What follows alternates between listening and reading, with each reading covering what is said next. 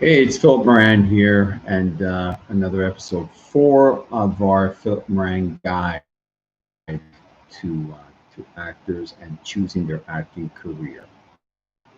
Um, I wrote a few things down today that we're probably going to outline, but today's episode is on how to begin, how to sort of what to do, how to begin. For those of you that are wondering what to do and how to do it and what kind of choices to make along the way. So we're going to outline some things that I've done that I've learned along the way, and it's helped me to create a more secure outcome for myself. And remember, I'm still achieving. I'm still doing this as well. So I'm going to just list these out for you so you get an idea of what we're going to cover here. Um, we may not be able to achieve all of them, but that doesn't matter because we're still going to outline them. We're still going to, they're part of your journey. Um, Even as you begin, you want to sort of think about these things. So number one is, and they're not really in any particular order, but background work. So basically, the ability to be right on set beside actors, beside directors, producers, getting a feel of the set feel of what it means to be on set, and you can sort of see through the eyes and of the actors on set and how they're feeling and how they're um, you know, acting and doing things and stuff. So you get to be right on there, and you get to learn certain things. You start learning. The next thing is an agent. Do you need one? You don't need one. How do you find one? How do you choose one? Next thing is training classes. So training in workshops, training in a school, in a university, in a college. We'll definitely go over that. Um, One thing that some people don't really think about is how you support yourself, how you make money. Um, Background work does pay you a bit, but doesn't always, it's not consistent. And we'll go over how competitive even background has gotten. Um, so making money is definitely very important. Also, there's a lot of people that they work out, they get in shape for themselves and feeling good and stuff. Well, we're going to talk about also training and training and doing everything. Remember, for the camera, the camera is what's looking at you. And with high definition and all these great technologies coming, it's 1 hour. You want to definitely um, suit your brand, so to speak. We'll talk about that, and that's under fitness training. Um, the other thing is coping with the fact that nobody supports what you're doing. Nobody agrees that that's the direction you should be taking. Um, you have no supporters, you have no proof, you have nothing to offer. You know, they're worried. They want you to get a normal job. They want you to do the things that they've done. Uh, find a girlfriend or a boyfriend, get married, buy a house, and all that stuff. So how do you cope with the non-support? The next one, number seven, is, well, how do you cope with even hiding it? Hiding how you feel, hiding what you're thinking, hiding what you're going through, hiding your ambitions and your inspirations, hiding basically your lifestyle from people, from friends, or do you hide it? We're going to talk about that as well. Building your resume. How do you build your resume? If you're not working, what are you going to put in your resume? How do you build your resume? Everybody asks you for a resume. What have you done? What have you been in? Um, You know, how do they sell you with no resume? We'll talk about building a resume. At the same time, constantly, you're building your brand. Again, these are not in any specific order, and when I go over it, it might be in a different order anyway. So, how do you constantly keep building your brand? Remember, this is an investment for later on, because later on it's going to feel like, wow, you know, it's thank God I did this because it saved me a lot of years, a lot of heartache, a lot of emotional upset. Trust me, we're going to constantly think about building our brand. Here's another one that's pretty interesting. Becoming a union apprentice or a union member, right? One or the other, or not. And its accomplishment in your timeline of your career. We're going to talk about that as well. The timing, the right time for it, not the right time for it, whatever encompasses that decision making at that time. We're going to talk about that. It's very important. Back then, I never really did this, but networking. And networking is very important now, and it's very accessible. You got so much avenues for networking. Also, we're going to talk about protecting yourself, you know, within this networking environment and networking world. You don't just want to just do anything, trust anybody. We're going to talk about how to go about that as well. Now, they may be separate videos, I'm not sure, but I wrote these down in like 10 minutes. I guess they're in my mind. So we're going to just keep talking and keep discussing and keep giving you more information. Freelance work is the next one. You know, working freelance, finding work for yourself, building up your own resume for yourself. Can it be done? Can you do it? We're going to talk about that. We're going to talk about pros and cons of that as well.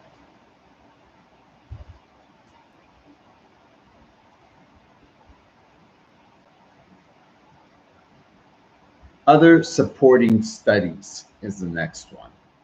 So anything that you can gain access to, whether it's information, that's going to help you in your career eventually. We're going to talk about that. It's supporting studies. You may want to have the next one, which is a personal relationship. There's no problem with that. There's nothing wrong with that. But we're going to have to understand that not everybody's going to accept. Remember the non-supporting things, right? We're going to talk about relationships. We're going to talk about how important they are and how normal it is to have a relationship. At the same time, how to have one. And basically when to know and all that stuff. So we'll talk about that. The next one is meditation.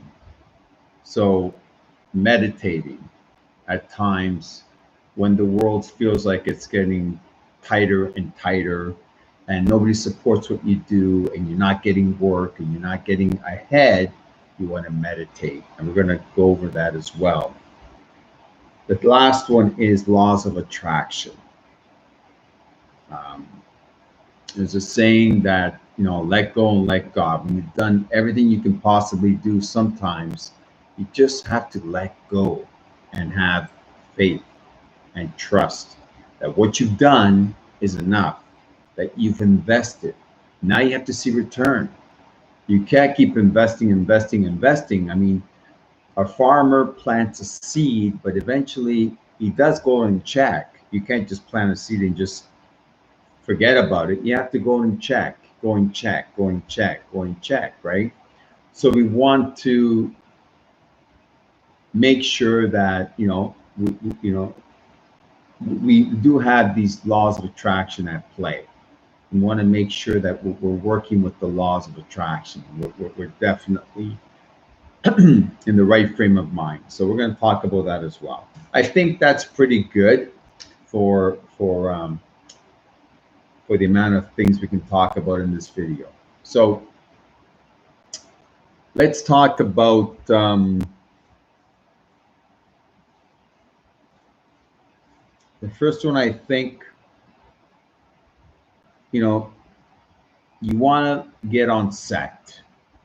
You want to sort of experience how it feels. I think that's the first thing we should talk about, because if you don't like being on set and you don't like the way the set sort of etiquette works and ethics work, it's a job, but it's also, you have to have incredible amount of passion for it. You have to do your job, and trust me, it is a job. Being background is a job, and nowadays they definitely want you to know certain things and be of a certain etiquette. There's definitely a lot of protection on sets, a lot of security on sets. You sign a lot of contracts, all kinds of stuff, all kinds of forms. They really want professional people, even background. So you don't have to study to become a background. You study basically when you're on set, and you go for background work. And this is good because it'll get you on set, it'll get you to experience, looking at the other actors, listening to them, watching them shoot, cut, lighting, all kinds of stuff. You can also maybe acquire ideas of what else you want to do in the industry, because the whole crew is there. It's really up to you, right? But background work is a good idea, I think, and it'll get you on set. You won't be the main actor, but you'll start to, play within the film, whatever character they pick you. But you're starting, and that's the main thing, is to start to see if that environment is something that you want to invest a lot of years of your life in. So that's, my story with background is very simple. I back in 1995, I was cast for Johnny Mnemonic, a Yakuza. And if you look at the film, there's a Yakuza in there. And I tell you these stories so you get an idea based on what happened to me in real life. I didn't know what I was doing. I didn't know where I was going, but I went to this place on the advice of my background agent. They started to take pictures. They wanted me to take my shirt off. They, basically want to draw a tattoo on my chest. And they had come from California and stuff like that. So, and they were paying really good money for it. It was an actor role. My first day, I didn't know what was going on, but they definitely liked my physique. They liked my look. It was good. I made some good contacts, even the first day. Now that doesn't happen all the time, but you have to believe. And if you believe, and the law of attraction works in really mysterious ways. So I got the part. I did the role. It took me a whole day. My dressing room was right beside Dolph Lundgren and all this other stuff. I got to experience what it was like to be on set. Even more so, it was almost like a stunt I did. I had to play dead, and they put fake blood on me. So this is like the first job I ever had, and you just don't know what you're gonna get, right? Going a little further into this scenario, I went to, when it opened up, Johnny Mnemonic in 1996 or 7, might be 96. I I went to the theater, and it was in Chicago. And here I am. I'm so excited about seeing my part. And guess what? It wasn't there. It wasn't there. My first lesson, right? Um, you know, you get paid, you do the work, but there's no guarantee that the part that you did or the exact part that you did is going to come out in the movie. No, no, no guarantee. If you're the main actor, there probably is more of a guarantee. Uh, but definitely, we can discuss that in future videos. However, um, I want to tell you the highlight of the story is 30 years later. Um, I'm scrolling through my TV, and what do I see? I see my scene that they apparently cut on the edit floor, right? And apparently, because the main actor was also a Japanese actor, the main actor, sorry, the Japanese Japan had its own version of the movie, and was my scene was put back into the movie, and under a different distributor. I think it was oh, I forgot the distributor of the first one, but Alliance. It was Alliance.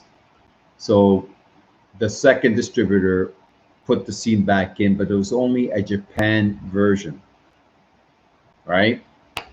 Well, my stuff was flowing all over Japan, possibly. I don't know, you know. But this is 30 years later, right? So you're not in charge and control of anything like that. So do the work, be happy. I had pictures, photos. I would tell people, look, look, look. I was in the movie. It doesn't really matter because the movie never showed me until 30 years later when they put the scene back into that one cut movie, Japan. So it's not in all the movies, but Johnny Mnemonic, I think, distributed in like 7, 8, 9 countries. So it was a big movie.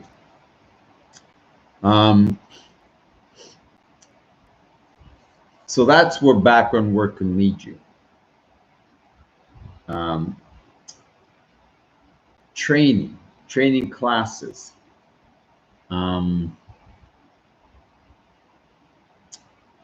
Training classes. Well, training can also get you to work on camera, right, with partners and stuff. You're training, you're learning. Um, Although you're paying money for a course, there's a time limited curriculum, it's not as pressured as being on set. So training, uh, the instructor goes through things a little more in detail. You have more time. So, and you learn as well. Um, Also, with the pressure behind you, you learn even something different, which again, we'll talk about in a different video possibly. Um, or along the way, we'll mention it for sure. But training is a good idea. Training to be on, well, first of all, I think I've asked you in the first or second video what to decide. You need to decide. So I'm going to put that right here, right before the training. You want to decide what type of actor you want to be. So I'll give you some ideas. Do you want to be in comedy? Do you want to be in TV? And TV also has comedy. TV has drama. TV has horror. TV has all kinds of genres, right? So you got to sort of pick a genre as well, a medium as well, like a TV or film or movie, and what kind of genre. You want to do theater. And I got to tell you, theater doesn't really pay very well, and it's very competitive as well, but you have to love. See, if you get paid a lot of money for something you don't love, I don't think you'll be happy. So you need to be happy. That means you need to love what you do. So decide what it is you love to do. And if you're going to train or you're going to do BG work, background work, extra work. You know, you want to get on a play, get on a movie set, a TV set, and just see the environment, see how it works out. So if you want to do theater, get on a play, go visit a play, see how plays are. See, it takes a lot of work to put together a play. However, if you love it, I'm all for it. That's great. So do you want to be, how far do you want to get into the acting? Do you want to be like, you want to work all the time? So do you want to work all the time and just be like a character actor? You want to work all the time and be not the main actor, but you know, maybe fourth, fifth, or something like that? Do you want to be one of the main actors? It's a big difference. That if you want to be one of the main actors, there's definitely more you need to learn that a main actor has to bring to the table, and so on and so on and so on. You want to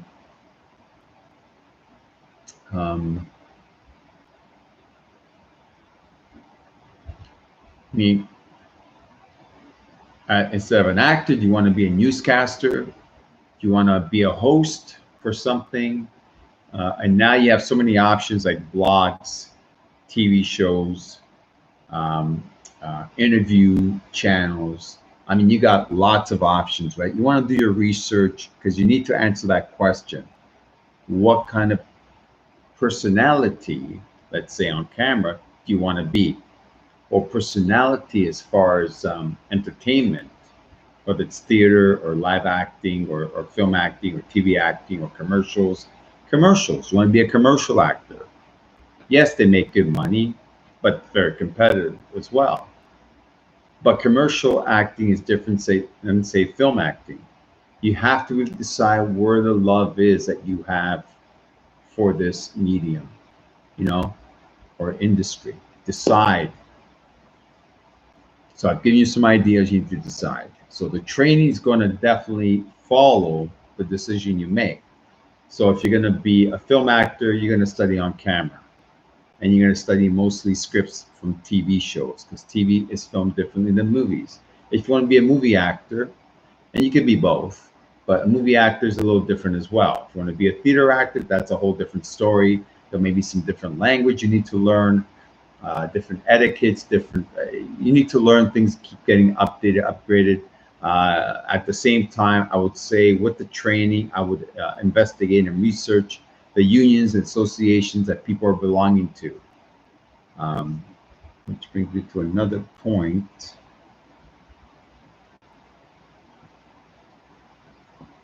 Which is over here really, but anyways. So keep the training consistent with what you've decided and what you want to do.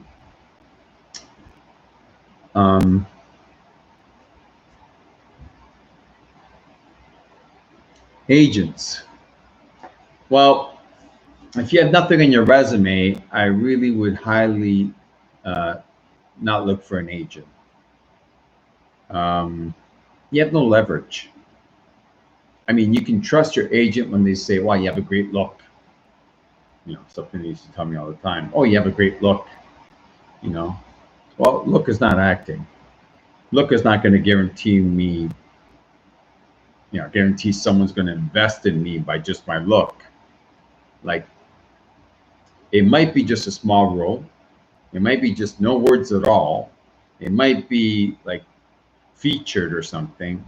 That's what I just want, then okay. But for me, that's not what I wanted. As you know, I've been in Adam's Testament, Heroes Manufacture, Creators Unleashed, this other one, another one after that. So in about 3 or 4, definitely at an actor role, not the main cast, but a good sized actor role on Total Recall. But after that, I sort of got 4 leads consecutively, pretty well, one of the main leads. So this is what I had in my mind many, many, many years as I was doing all this. And you need to know that yourself right now, because there is work to be done. There is sacrifices to be done, different for everything that you want that's different. So just decide. what it is you love. And then everything else is just going to have to do. I'm going to have to sacrifice and do the work, right? That's what I did. So far I'm getting what I trained for, what I always had in my mind, what I meditated with. Um, so agents, let's just say, forget about the agents when you're first starting out. Um, I can make other videos that sort of outline more of an intermediate or advanced actor that is sort of contemplating with agents and managers and stuff like that. Possibly I'll do that. But at the same time, right now, let's just forget about the agents. We have no leverage, which means we have nothing on our resume. We haven't done any work. Extra background work is not considered acting work. You haven't trained enough. You don't have enough training to be confident that you can do. Because you know what? It doesn't matter. Agents don't matter, in my opinion. What matters is you. Are you confident? Do you feel confident? Because if you don't feel confident, what? If an agent stands beside you, are you going to feel more confident in front of the camera? I don't think so.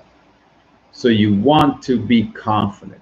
And to me, confidence came from my training, my investment of time and training and research and sort of doing what I was doing. That's where my confidence came. I was prepared for a role, for acting. Your agent's only someone that connects you to work. But if you're prepared, and an opportunity comes your way, you can bypass your agent, no problem. People can approach you. They approach me all the time. They text me. They email me. They find me on my different profile sites. They see my videos, my work that I've done, and they approach me and say, you know what, we want you for our movie, our show. Here's our script. Tell me what you think. And I'll say, well, great. I'll take a look at it. If it's union, non-union, that kind of stuff. I'll talk to my manager about it. I'll go back to them and sort of get some specifics on how much money, where it's being shot, is it union, non-union, which are the main actors, can I get a website to see the trailer, or can I get a link to the trailer? Is this the whole script? Who's the director? La la la la. Are you on IMDb? IMDb usually would list everything, so I'd probably say, first of all, are you on IMDb? If they say no, then I would say I need a link for this. I need a link for that. I need to know who I'm working with. That's very important. It's association. I need to know who I'm working with, directors, actors, whatever the case is. I need to look at the script. I need to see.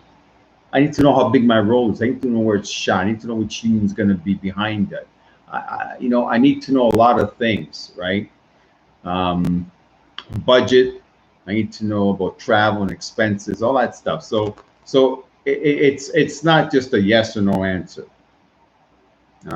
With your agent, the same thing. It's not just a yes or no answers. You got to know things. You got to be ready for things. When somebody says, "Oh, I love your look," great, but you don't know nothing about my acting. So, I mean, you see what I'm saying? Like, you can't. There's nowhere to go, because what can they say? I trust you. They're not going to trust you, because they're not going to put their careers on the line for you. Would you? Exactly. So I would not even look for an agent until you're confident that you can even do the work, in my opinion. I would train and train. Now, training is not just classes, but you got voice, you got movement,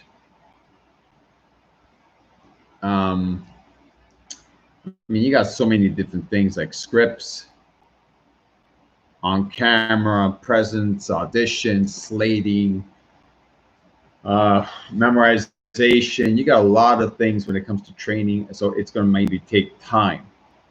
And that's okay. Time's fine. Because trust me, it does take time, and you want to be ready. See, once you're prepared and you're ready and you get the opportunity, my God, you're just sore. You're like sore. Because one thing will lead to another, to another, to another, to another. It's not like you'll have to wait. When I got my Total Recall actor job, then after that it was 2 years before I got my Adam's Testament. After that, it was about a year, and I met somebody. They looked at me. They said, "You know what? Uh, you look familiar, this and that, whatever." I said, "Here, here's my stuff." He says, "Oh, great. I'm a manager, this and that." So I worked with him. He had his own. He created a TV show. He put me as now I'm branding of his company. I'm the brand of his company. For the last 3 years.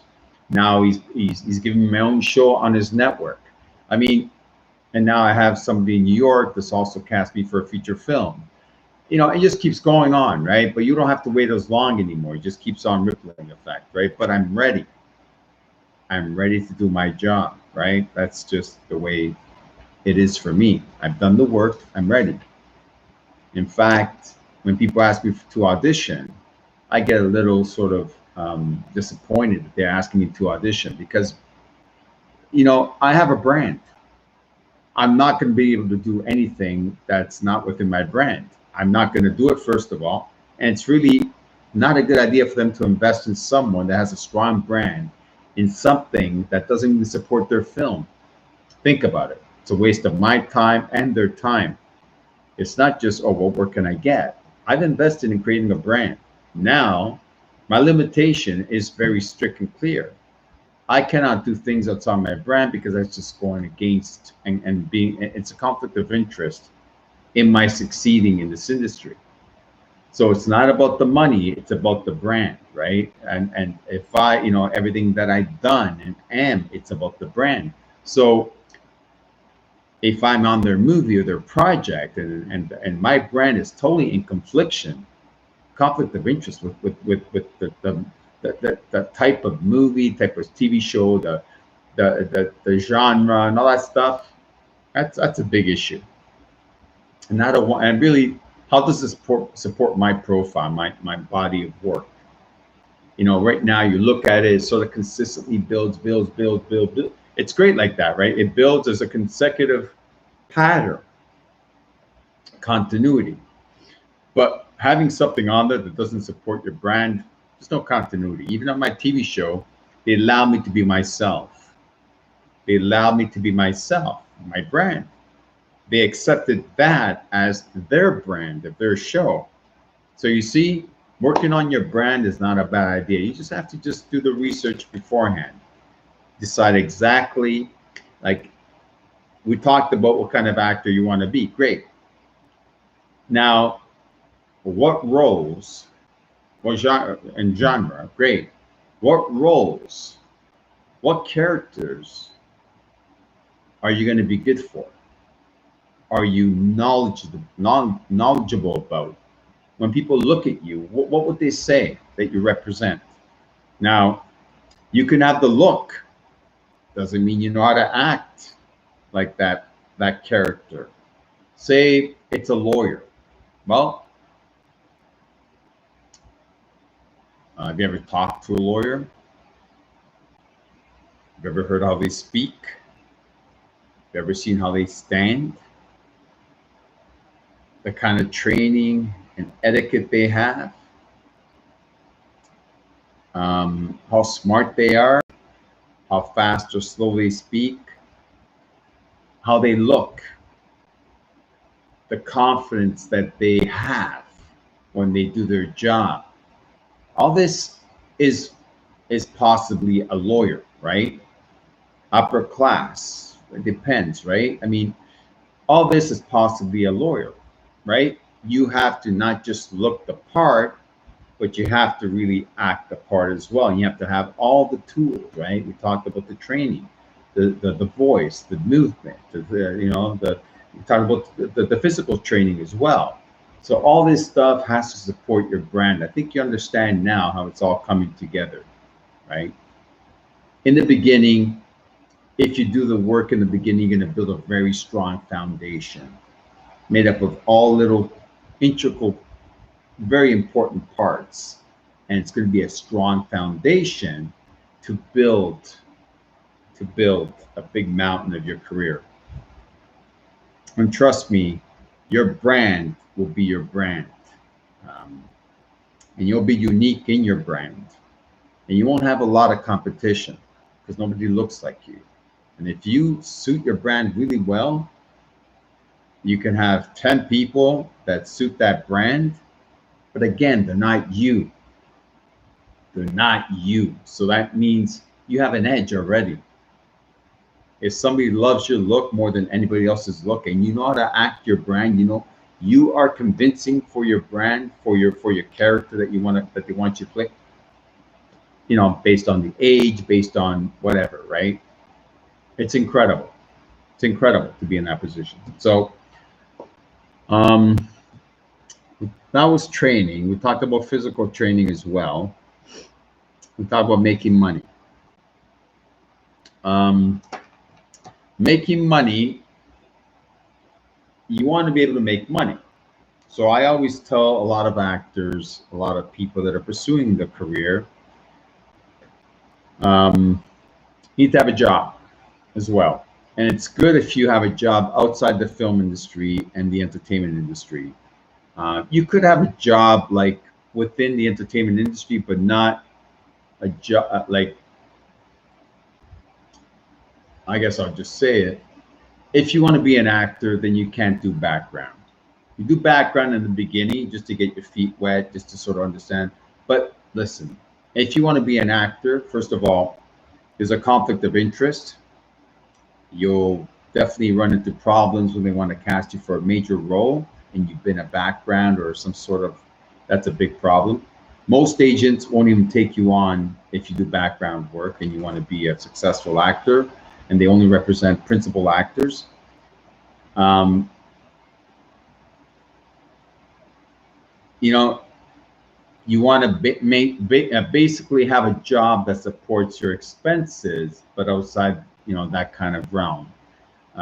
You could do transportation, you can do other crew jobs, but really nothing on camera, because then it's a conflict of interest if they decide to cast you for something. And to be honest, it doesn't look like you're taking your acting career seriously. Yes, you need money. Everybody needs money, but the person that really says, you know what, if it's not acting on camera as a lead, as a second, as a third, I don't care, as a fifth, whatever, being paid as an actor, I'm not going to do it. I'm not going to do it. I'm going to, for other jobs I can have, I'll have other jobs. Because let me put this into perspective for you. If you work a year on background, you can make, that's a year, right? It could be like 12-hour shifts, 14-hour shifts, 16-hour shifts, whatever, right? And once you start doing background, you understand what I mean. It's not an easy job. Yes, you do nothing sometimes, and sometimes you don't do nothing. You're still there on the clock, right? So if you do background for about a year and you're making $50,000, $60,000, if you're not union, you probably won't make that much. But if you are union, you might make about 50, 60 grand. I know friends that have done that. And that's good money, right? You're working a lot, but you're getting paid, right? You're getting fed and all that stuff. Great.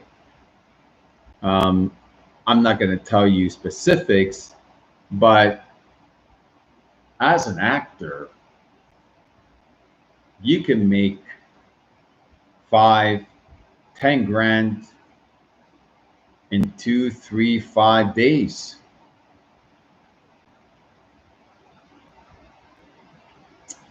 $50, you're making your, how much is that? So 5, 10, if you do it in 10 days, for instance, 5, so times 5, so 5 times 5 is $25,000 in 50 days.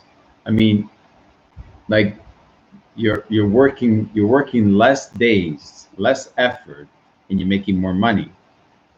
You could be making on a contract as an actor, you know, let's say one of my jobs that I did, I made $25,000, $50,000. plus, and it's a plus, right? Other stuff, right? Sometimes production will take care of you. Sometimes production will do the lodge, will take care of the lodging, take care of transportation. They'll even uh, sort of help you with your payments for your transportation, possibly your residential place. I mean, there's a lot of bonuses, right? And plus, you're dealing with production if you're at the top end of the scale. So, uh, and you could be making so much more money in a year than if you did background. So it doesn't even out, to be honest. The risk, it's better to take that risk than not to take it, because if all of a sudden you're stuck in background and you have this opportunity that'll pay you $300,000 or something, and you have a conflict of interest, oh boy, you know. So making money, have a job, build, in my opinion, build another career. Um, to give you an idea, I didn't just pursue acting. I pursued, I guess, three or four things. Let me see if I can remember. I pursued acting, all pretty well the same. I pursued security. I pursued fitness. I was a personal trainer working out, a bodybuilder. In security, I was a security guard, army guard, all that stuff. And I pursued driving. So I had a lot of driving jobs. So I had like three other jobs beside acting. I eventually, sticking with acting, I dropped security because security was getting dangerous and stuff like that. Fitness I still loved, and driving I still can do. Now, mostly, I don't really do that much. I probably do one or, it's different now.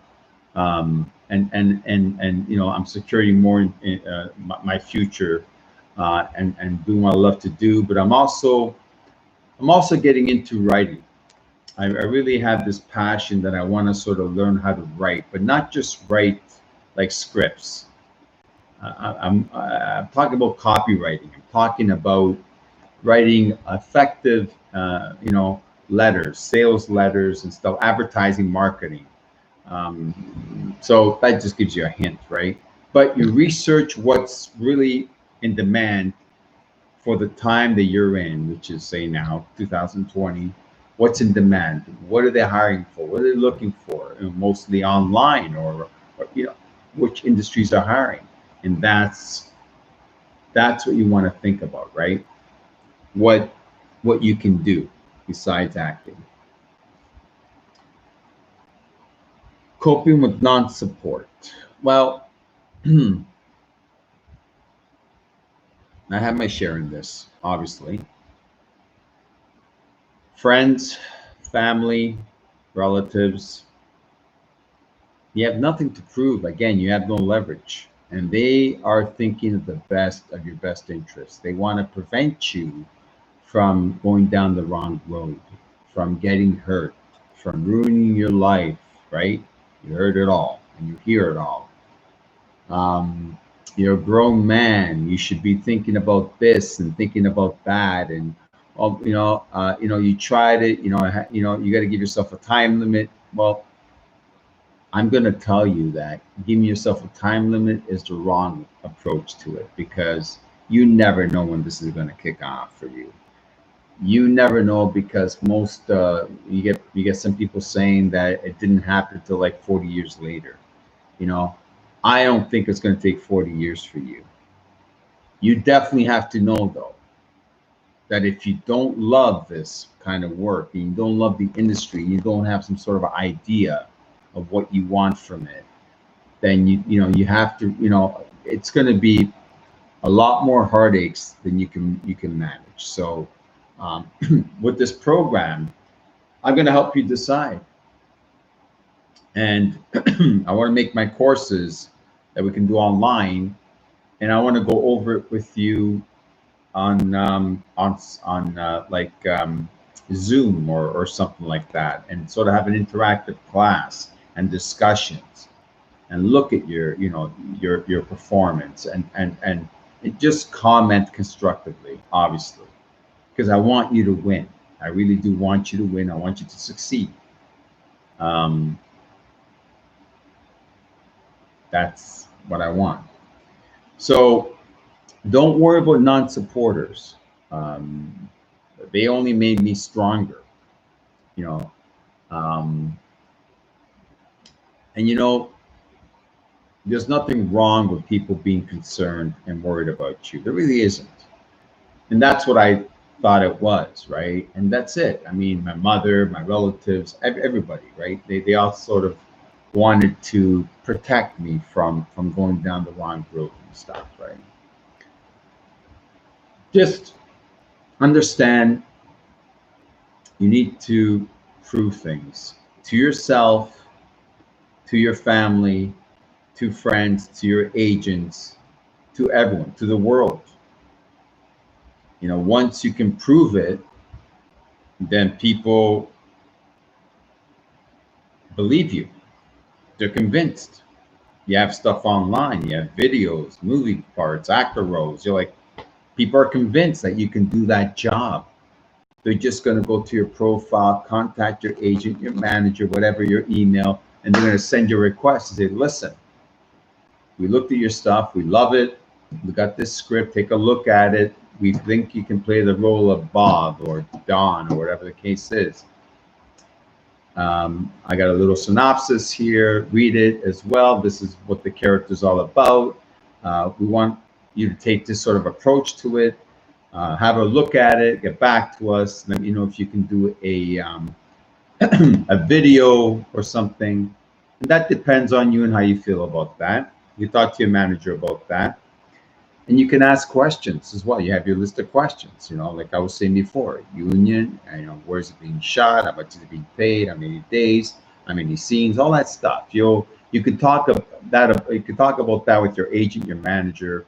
Sometimes even your instructor will give you that sort of service as well. You might charge for it, but at the same time, it's professional advice and prevents you from making a lot of mistakes. Plus, if I'm around and we can do a Zoom session or even a phone chat. But before I do phone calls, I definitely do want to meet the person. So it would definitely have to be a Zoom session, FaceTime, or in person if the time allows. So want to make sure I want to know who I'm dealing with, and I'm very visual, and that's okay, right? You get to meet me as well, and we start to create our network together. And I start to give you advice, and I start to direct you. I start to give you my best advice, not the only advice, but my best advice. And then you are the person that's going to make a decision, not me. My job is only to give you a lot of answers. You pick the one that you love. That's it. And you go. Are you afraid to make mistakes? Sure you are. Are you going to make mistakes? Maybe. Yeah, it's stressful. Yeah, it's suspenseful. But you won't know where that decision is going to take you if you don't go in that direction. But we're going to be smart about it. We're gonna first of all calculate our steps, calculate everything about that decision that we're going to make sure that we've exhausted all kinds of bad elements for that decision making process, and we're going to go in that direction confidently. And if we lose, it's fine. It's a natural uh, holistic loss. It's not something that we were stupid and we should have done this. And no, it's not what's it called? It's not our fault. It's life, and it's probably meant to be that way because mistakes are meant to sort of gear us or drive us in the right direction anyway, if we're making a proper mistake. So there are proper mistakes and there are improper mistakes. We're going to make sure we don't make a lot of improper mistakes. Do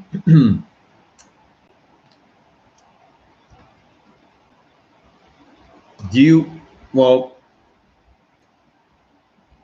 I guess once people sort of, once you tell people what you're doing and your intentions and what you want to do and what you're, they're going to be like, come on, you're a grown man, or come on, you know, can't, you're so smart. You could be a doctor, you could be a lawyer, you could be this, you could be that. Come on, honey, I love you. And, you know, like we're supposed to get married. And how are we going to get married if you keep on pursuing a dream and a fantasy? Well, you'll tend to stop telling people. Uh, and not telling people is like not sharing anymore. And you start to create this cocoon for yourself. Is that a smart idea? I don't think so. You know, the truth should set you free. Listen, you're being honest. You're pursuing something that you love. You're doing nothing wrong. If people don't believe you, it's not your fault. It's their choice to believe you or not believe you. You need to know who supports you or not, because once you get successful, you know, then you decide what you want to do with that. You know, you may want to retain a friendship, you may want to break a friendship. I tell you, like, I can't tell you how many times I've broken up friendships because they didn't go anywhere and they made me feel bad all the time. And I couldn't produce what they wanted me to produce. So it's just all this pressure all the time. And the most important was they didn't support what I was doing. They didn't give me that support ever. They weren't real friends. So I often say, you want a friend? Go out there and find a supporter doing what you're doing, or that can support you in what you're doing. Like, really says, you know what, great for you. You want to be an actor? Awesome. We need that. We need that kind of personality out there that can sort of change the world, teach all the young kids of what to do, make have be a role model for a lot of young kids, whatever the case is. And I tell you, having said that, Heroes Manufacturers Creators Unleashed will definitely be on Amazon Prime, I'm told, in a week or two, or this week or something. So this is great. We're waiting for news for that. And also, it's really helped me connect to a lot of young kids and a lot of artists. So it's been more than just money, more than just accomplishment. It's been satisfying. That's incredible. Um, so I don't think you should hide it. I think by not hiding, you're just weed out the people that are non-supporters anyway. Um, Give me a thumbs up or a question if you sort of like what I'm saying and you have some ideas. Please put them in the message box. Um, I think this is a good place for me to get my messages for now. If you go to my IMDb, there's probably a place that you can send me a message. Also, I'll have my website up soon, and then you can send me a message there as well. You can also navigate, and there'll be a lot of great tools, great learning tools, a lot of great information, a lot of my life's work. So I'm building that, and trust me, I used to pay for a website, and it was, I can understand now how much work they were doing for me. But I'm trying to do this myself, and I'm not going to say it's unnecessary, because it is necessary. Doing a website yourself, doing this kind of, you have more control over SEO optimization. You have a lot of control over traffic.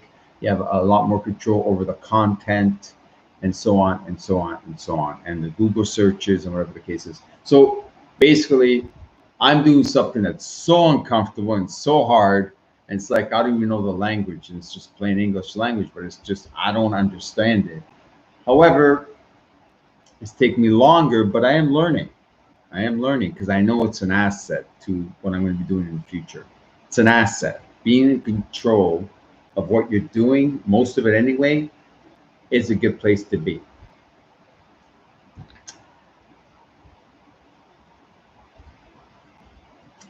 Building your resume.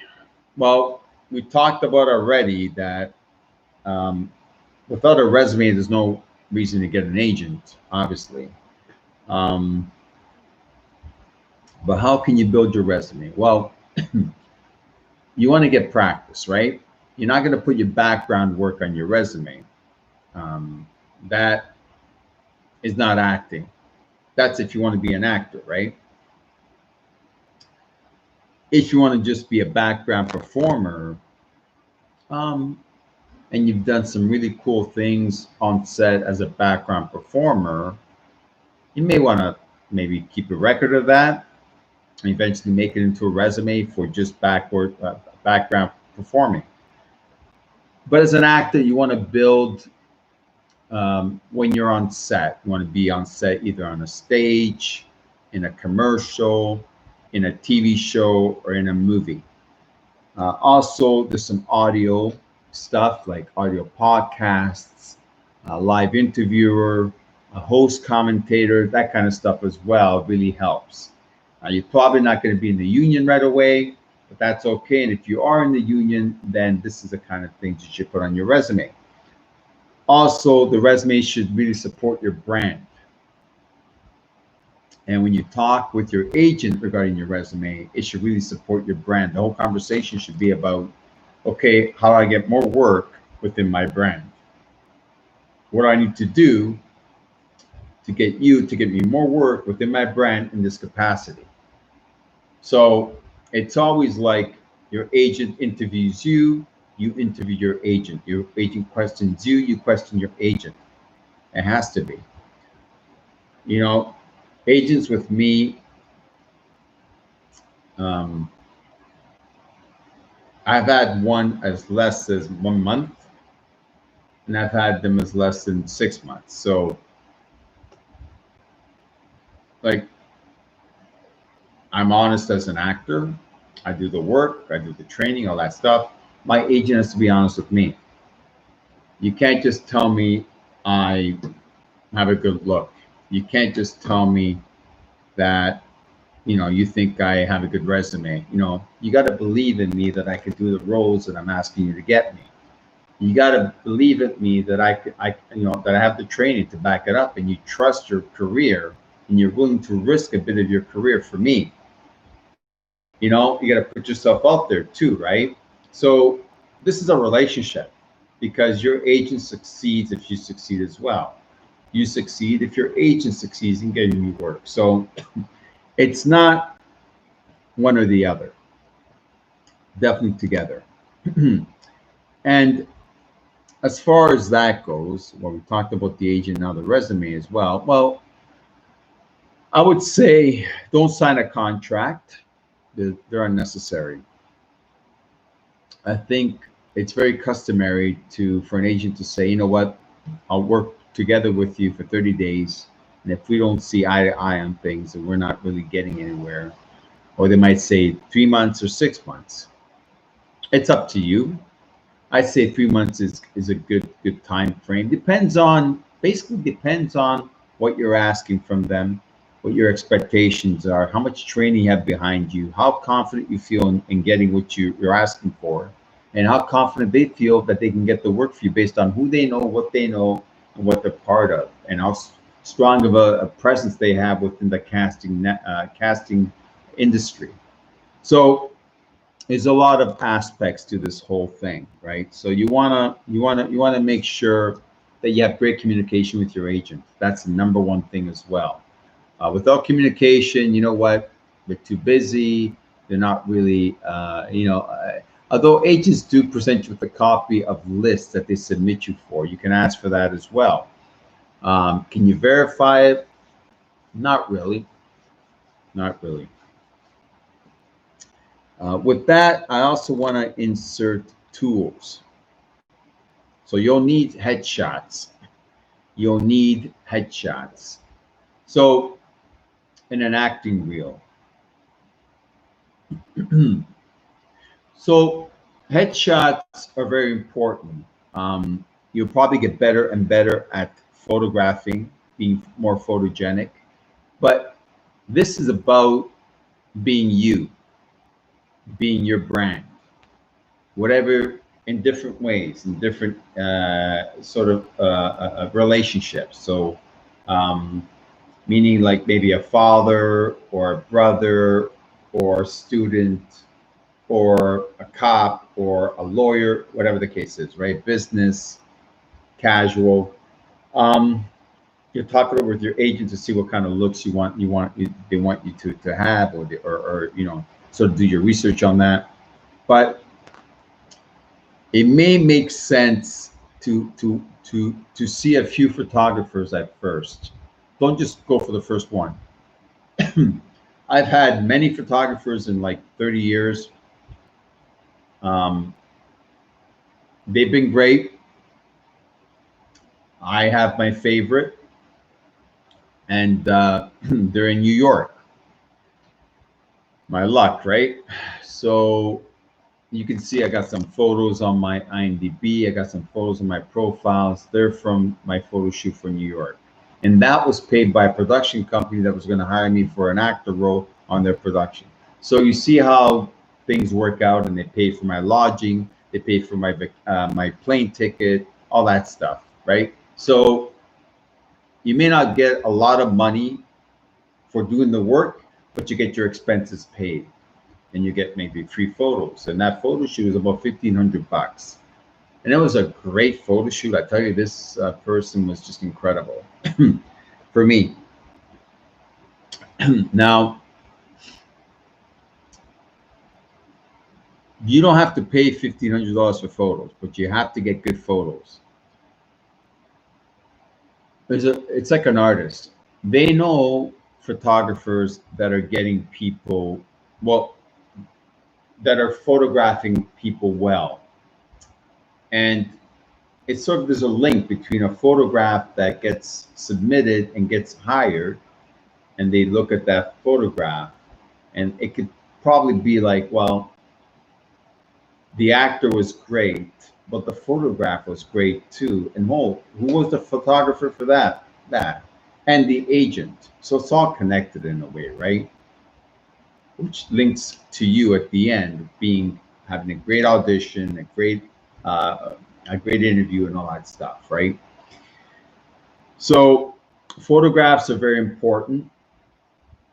You don't want to get an agent that sells you photographs, and you don't want an agent that sells you courses or anything like that. This is not an agent. An agent's only job is to get you work, to be uh, to be connected to people in the industry that will allow you to get work.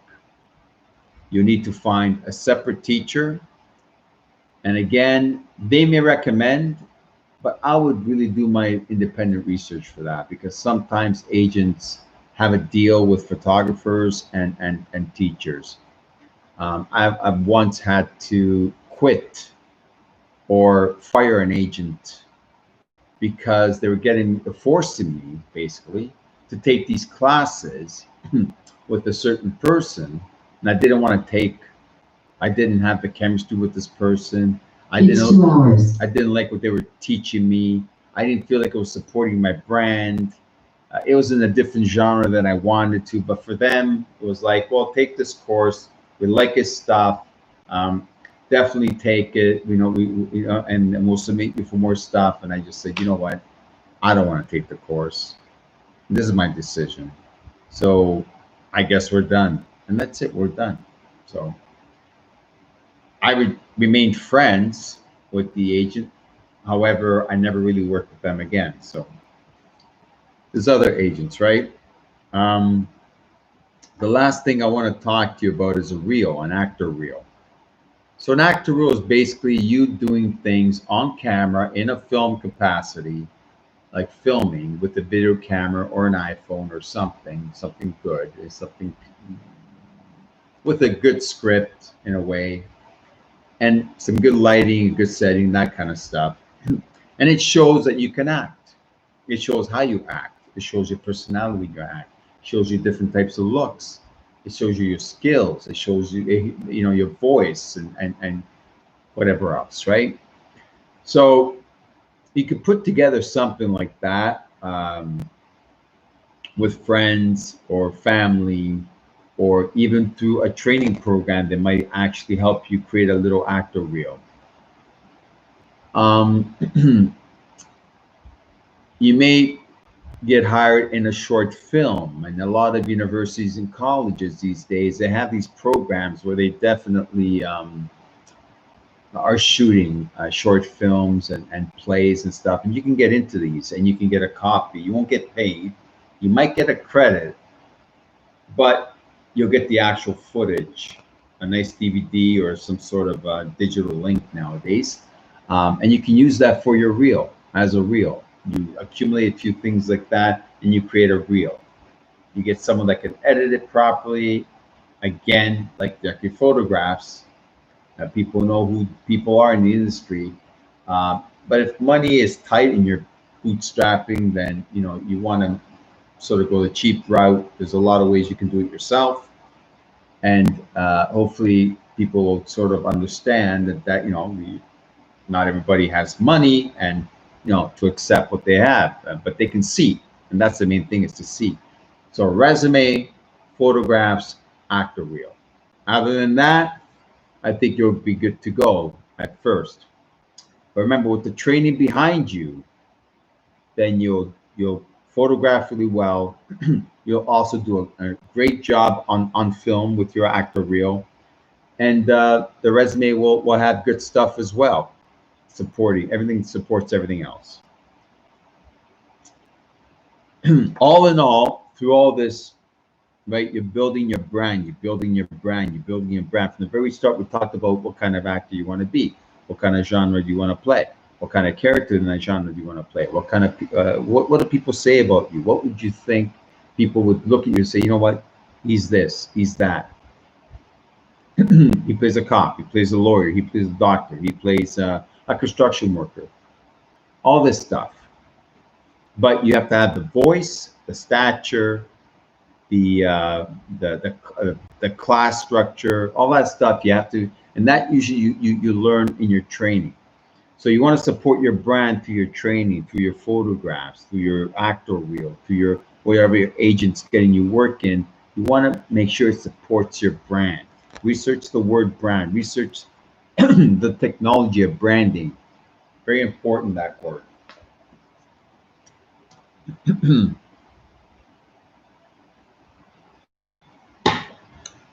doing pretty good here. It's 1 hour. My voice is starting to go. I'm gonna just put a line here. I think 1 hour is great to do this. We're gonna continue. We're in step 9 right now.